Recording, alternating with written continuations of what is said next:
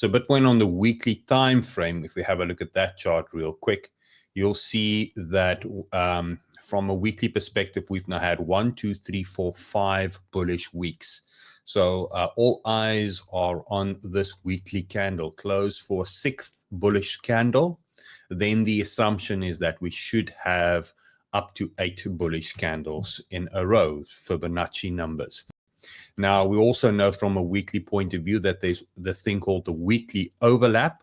So if you put a Fibonacci or normal retracement on a weekly overlap, typically what you will find is that price will not close below any of the 123.6 levels, and it will probably wick to the 38.2 or the 618 as an overlap.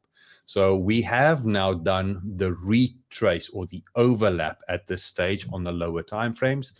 And the idea is to see whether this weekly candle now is going to start moving forward. And that's potentially the direction that I will be trading in.